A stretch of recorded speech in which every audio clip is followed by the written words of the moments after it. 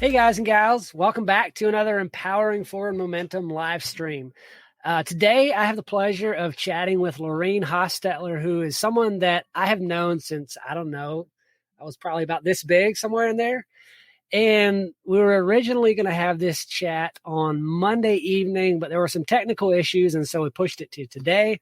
But I'm super excited about it. I always ask my guests to send me a little bio. And Lorene says she's a healer, an entrepreneur, and a mother, passionate to be a change maker to better express the greatness that is inside of us. This passion expressed itself from the challenge of my own health and seeing this very same thing happen to many. Life is meant to be fun, full, and happy. She grew up on a rural farm in northern Indiana with a very original lifestyle, so original they even had horse and carriage. You don't see that too often anymore. I'm grateful that I didn't remain in this dimension, yet I'm incredibly grateful for the experience and the knowledge that remains to this day. Hard work indeed pays off. So with that, I want to say, Lorene, welcome to the show. Hey, thanks, Ken. Yeah. So when I try to think back on how long I've known you, I mean, you've been somebody that's been there ever since I have memories. I mean, I grew up with, I think Shane, your second son, and I are about the same age. So we would have been pretty good pals up until y'all moved away from Jessup, Georgia, which is where I grew up. About what time was that, or what? I don't remember what year that would have been. Yeah, you were that little squirt. You were, I'm thinking 4 or 5 years old. Yeah. So we lived there for 6 years. And I know I have a picture of you holding this cute little lamb. You were always so fascinated with animals. And I knew you're going to be a farm kid. I think you still are, right? We do. My wife and I have a little farm here in Kentucky now. That's awesome. Yeah. Yeah. That, I think the name of that lamb, we named it Butterball, if I remember right. Yeah, I think you're right. Yeah. You were so adorable with it. I was like, I could just, I already had my own kids, but I was like, I would just like to wrap you up and take you home and make you be mine. Well, hey, I would have had some brothers that way, but I probably would have missed home. Yeah. So tell me a little about kind of since that time, what life's been like, how you became who you are today and got into the health and wellness industry. Yeah, for sure. So we moved back to Ohio, and it was actually 18 years ago. Next week, I'm celebrating my anniversary, 18 years of doing health and wellness. Oh, wow. Yeah. I always tell people, because people always ask, how do I know my soul mission? And I always say, whatever keeps showing up and whatever you're drawn to. So I always knew that I was always looking and researching, supplementation, what can we do to like eating healthier, all those things. So I homeschooled our 5 kids at that point. And so then I wanted to help my husband bring in some finances as well, because we were limited.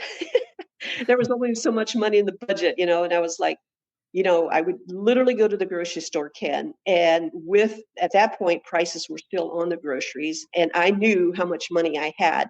So when the calculator spit out the $100 or whatever it was, I stopped the grocery cart, turned around, went back up and paid, and we walked out. And my kids were like, we're not going to get this or this. And I'm like, that is not really an entrepreneurial lifestyle. I knew we could do better. So I would pray. It's like, what is that creative thing I could do, still being a stay-at-home mom? Because that's something that a lot of people are not able to pull off these days. You see both mom and dad working in order to enjoy our lifestyles. So I have respect for older people. I feel like they have wisdom, and I would venture to say now I'm there as well. And so anyway, an older gentleman told my husband, he said, if you guys want to get into something that will be successful and you'll be a blessing to other people, is to do something that has to do with health and wellness, maybe like a network marketing thing. And at that time, I had a really bad vibe about network marketing, and I'm like, that ain't a God thing whatsoever. So I just so many of them aren't. What was that? I said so many of them are not a God thing. Like the way they approach them and the way they're designed, it seems like it's just a pyramid scheme often. It is. And they come and go as quickly as the wind. And that's what's unfortunate, so it does have a bad vibe. And so I was very cautious about it, but I did some homework, and I did fall in love with a company that I could wrap my approval around. And I decided, what have I got to lose? So Ken, I actually, the day I signed up to this day, I have gotten a check every single week. Wow. Good job. Yeah. So I don't know if that's because of my hard work, or is it because I let God be I would say because I let God be the number one, because I always said, I will not sacrifice my children for this, because I saw the busyness, and a lot of it, people go into the pressure of performance with, chasing after trophies.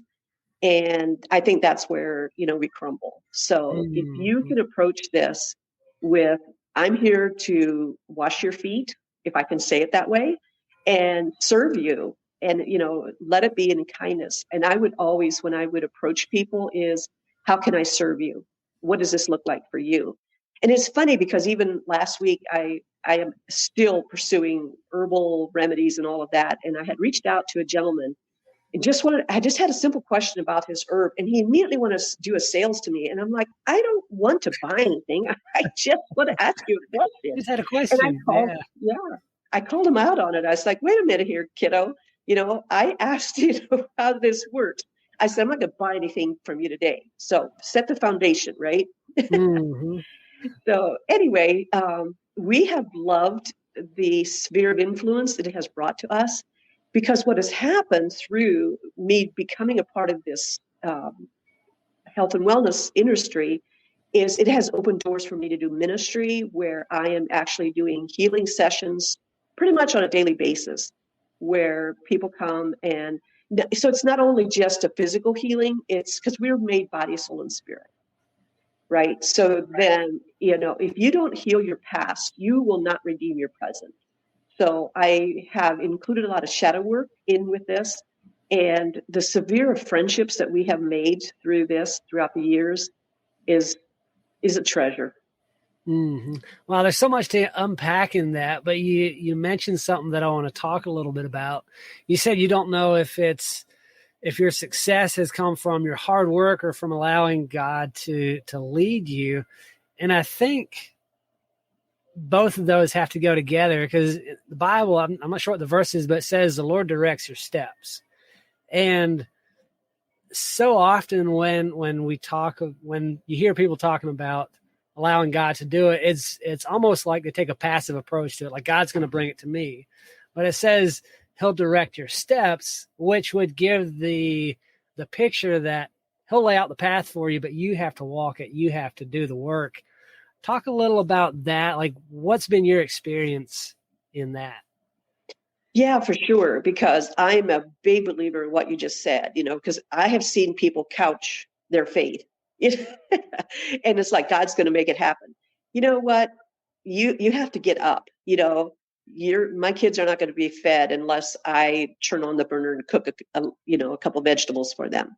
So yes, it does require, and it actually, you often get triggered to uncomfortable places, things that you thought you would never, ever do, like, I love setting goals. I'm a believer in that, but I'm also very balanced, where you don't worship that goal. But it is a good, like, I just had my area manager text me on Monday and said, this is where your numbers are at. It was the best thing ever for me, because I only have one place that I have to step it up in order for me to rank advance into the premier stage for this year. Am I going to do it? Of course.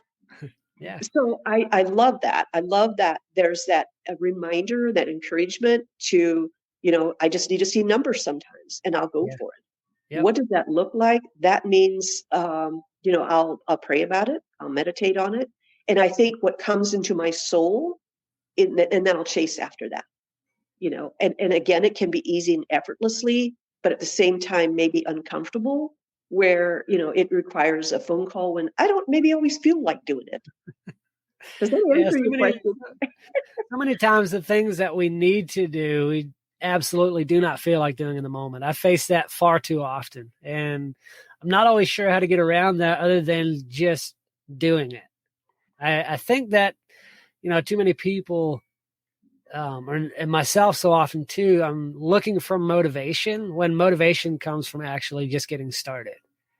Like, seems like the motivation comes after the fact. After you go do the thing and you get it done, then you're like, yeah, that's motivating to get that stuff done. But to actually set out and do it, no, that's you don't feel motivated almost never. Yeah, for sure. You mentioned being childlike in business. What are some of the key points to that, and what does that mean to you? Yeah, I'm glad you asked, because I definitely wanted to hit that. And one thing I want to just to wrap up on that other part yet is also to look at what I'm doing is going to be that I can be an answer to someone's prayer.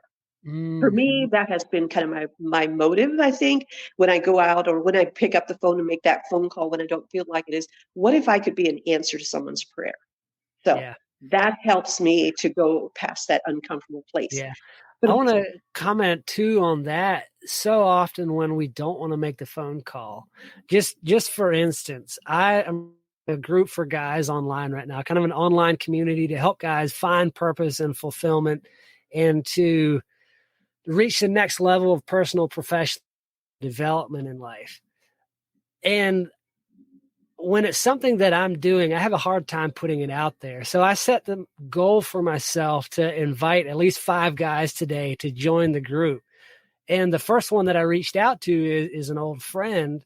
And I'm like, do I send the text, or I don't know if I should reach out or not? And he messaged back, is like, dude, this is exactly what I'm looking for. My wife and I were just talking about it. We're trying to find a community that we can connect to outside of where we're at. So yes, I'm interested.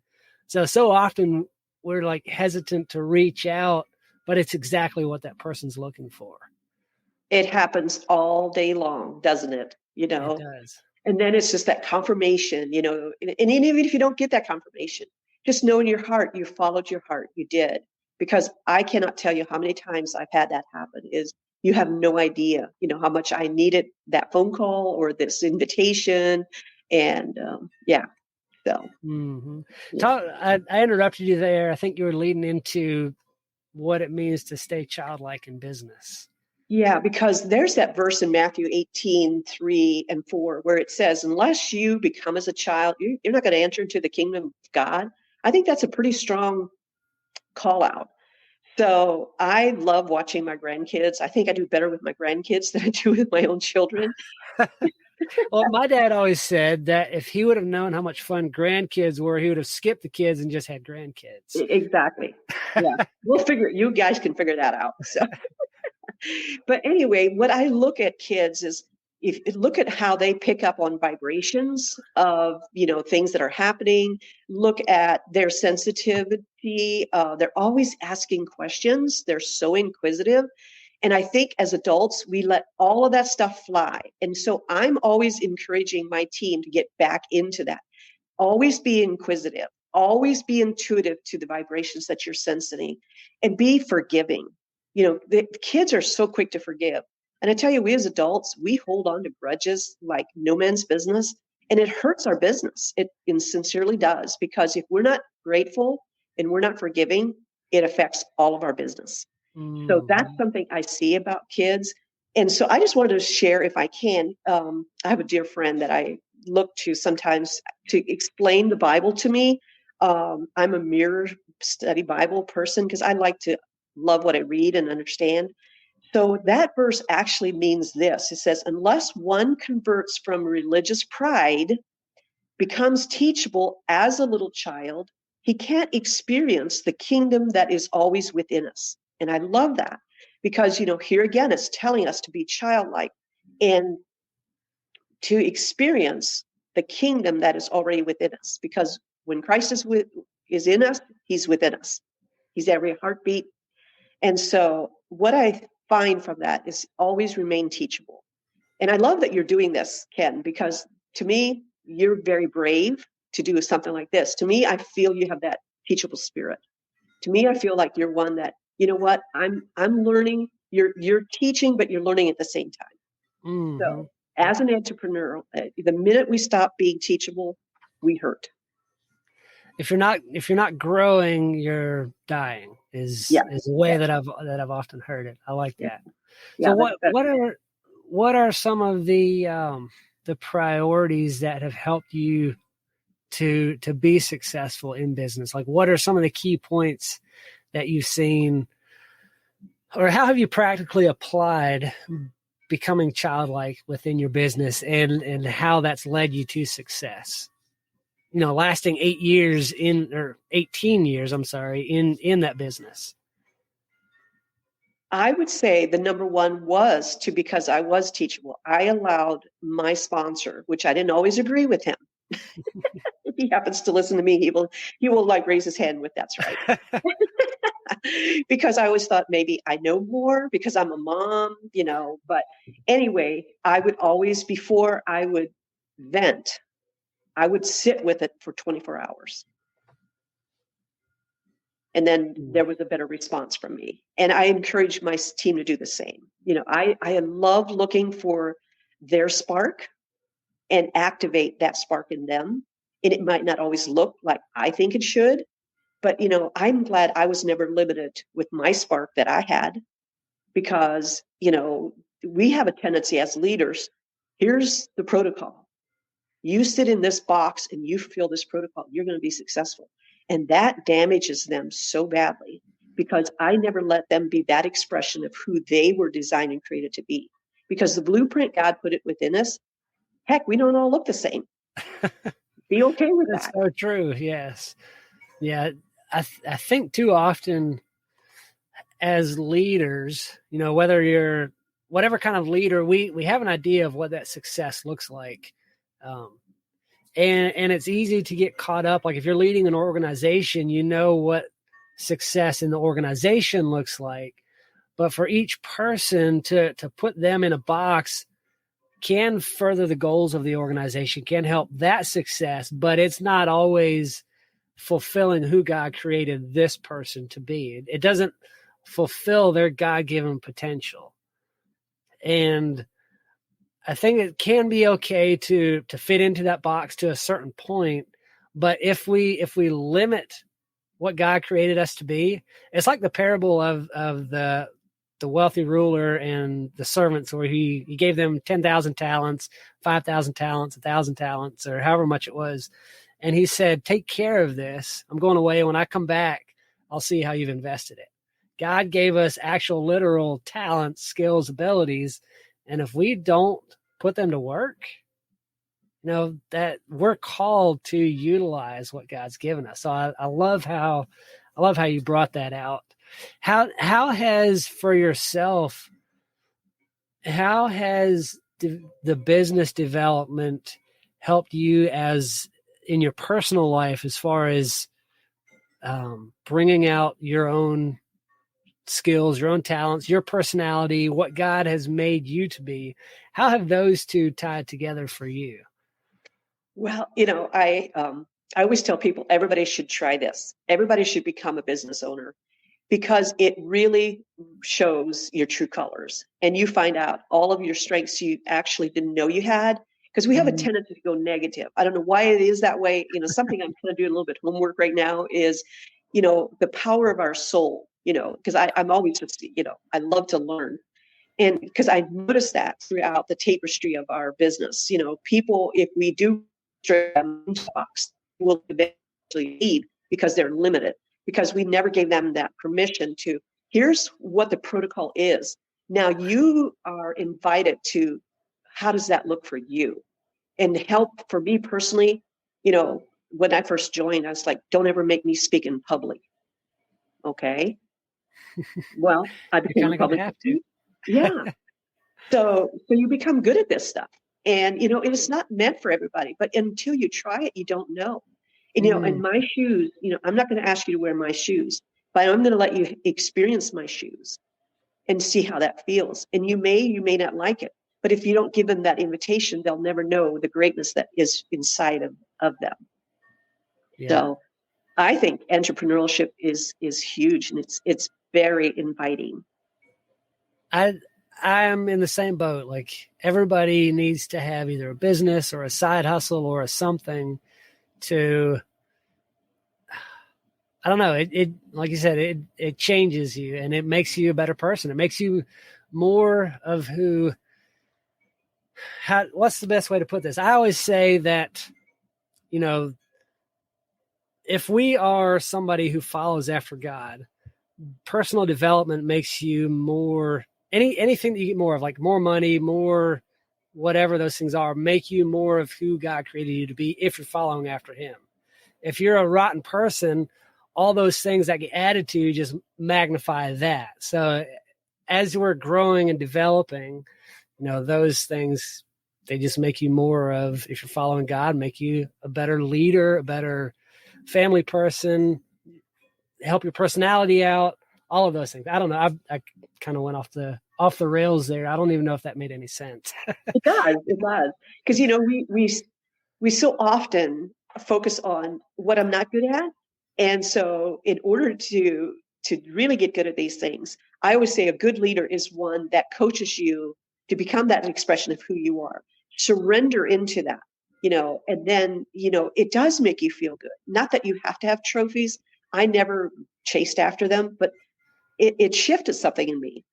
Mm-hmm. And it I was feels going to like ask you, you mentioned leaders, and earlier you mentioned sponsors, which is, how do you go about, or do you have any tips for how to find somebody that can mentor you to, you know, in an area that you want to grow in? Yeah, I like that question because, you know, I was actually just processing that this morning. It is not always finding a coach that you may feel has a lot of credentials as it is one that you have a oneness and a connection with. Because I would sometimes, when I first started this, I would look at their credentials, you know, do they qualify to coach me? But I didn't chive with them. I think that's the right word. We didn't connect. It wasn't in sync.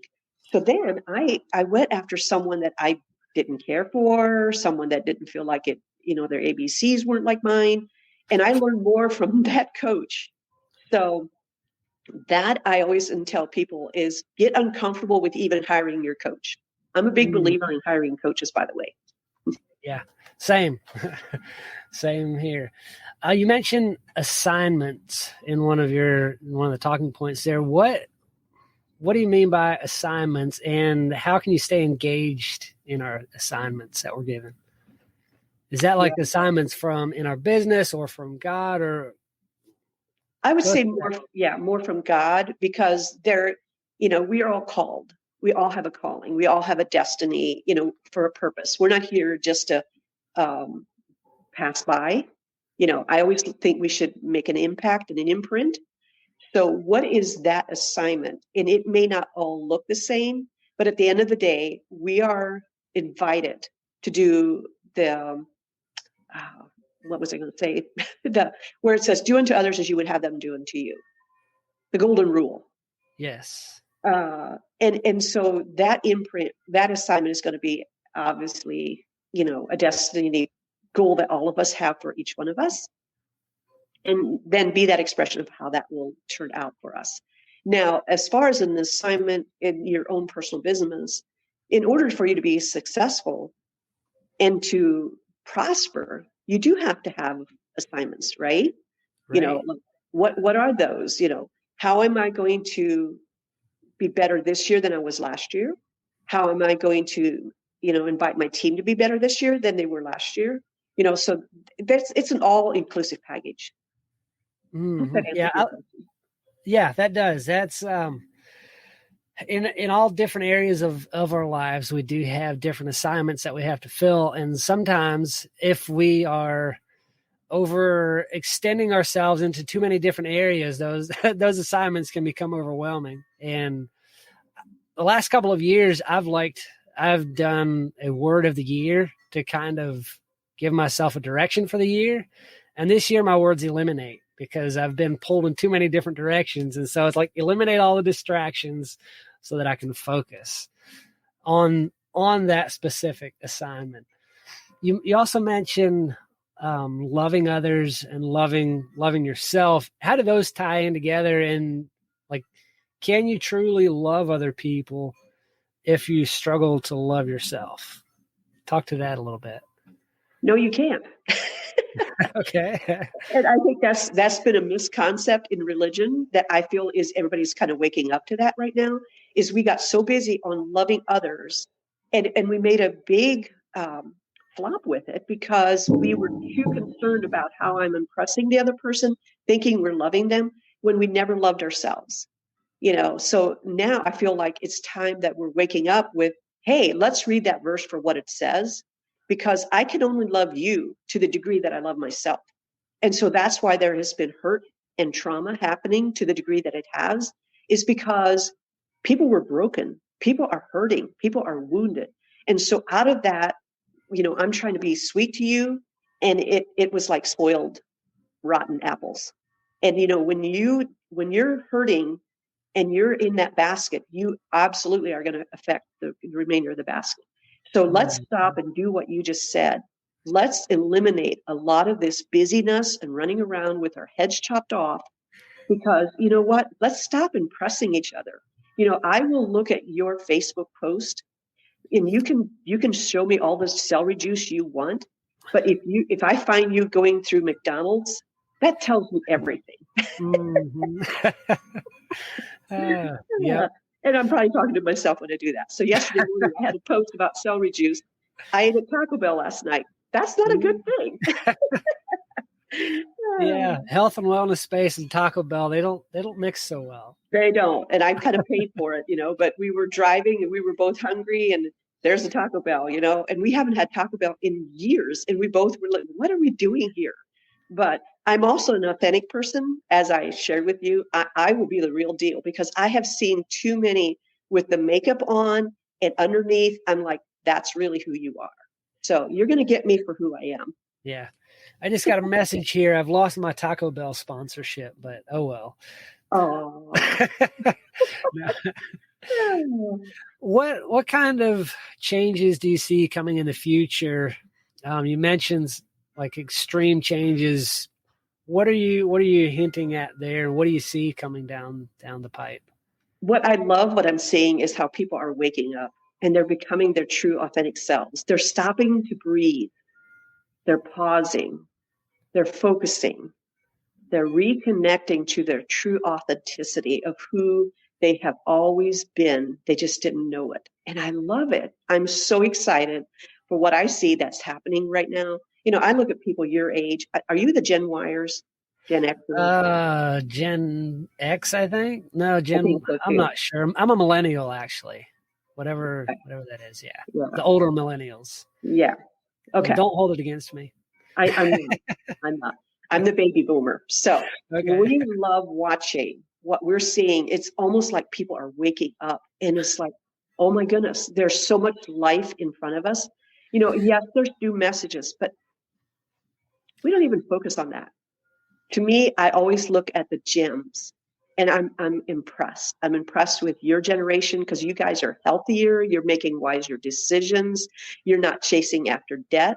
I think we're all fed up with the woohoos and the unnecessaries. And like I said, I'm going to go back to that word pause. I just heard it, so I'm just going to share it.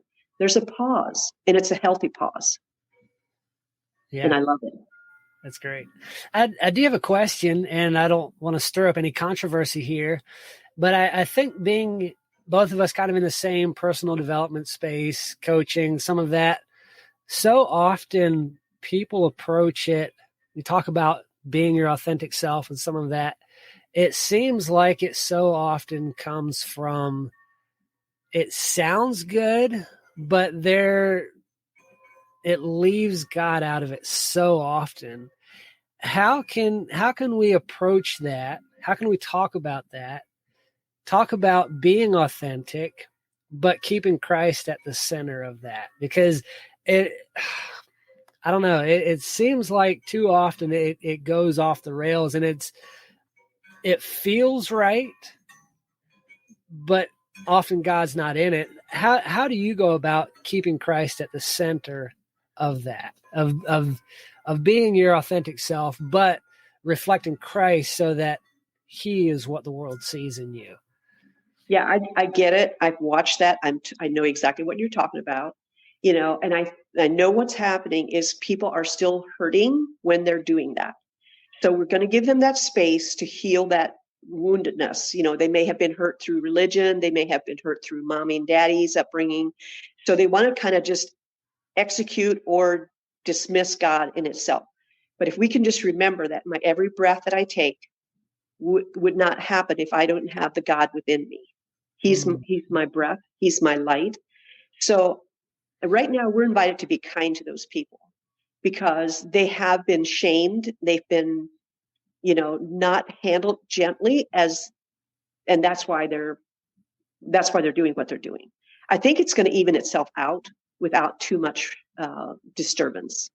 So in the meantime, I love on those people. Yep. That's all we can do is often just reflect God's love to them. That's the only thing to do. Your lifestyle speaks louder than any word you will ever say. Mm-hmm. Yep. That is so true.